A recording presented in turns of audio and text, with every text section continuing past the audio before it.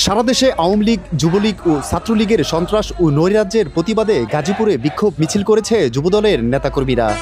শনিবার সকালে নবীনগর চন্দ্রা মহাসড়কে এই বিক্ষোভ মিছিল করেন তারা। গাজীপুর মহানগর বিএনপির সভাপতি মোহাম্মদ শওকত হোসেন সরকারের নির্দেশে কয়েক হাজার নেতাকর্মীদের সাথে নিয়ে বিক্ষোভ মিছিলের আয়োজন করেন গাজীপুর মহানগর ছাত্রদলের সাবেক সহ-সাধারণ সম্পাদক মোহাম্মদ নাহিদ পারভেজ। এ সময় আওয়ামী লীগের দোসরদের শাস্তির দাবি জানান তারা।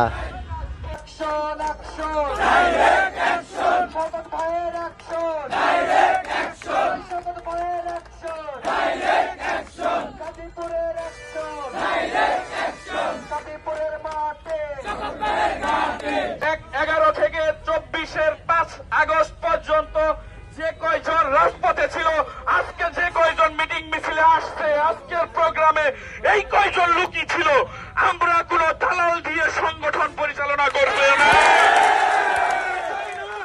এই আওয়ামী লীগ দালাল, এই দালালেরা এতদিন ছিল শেখ হাসিনার পেটিকুটের ভিতর।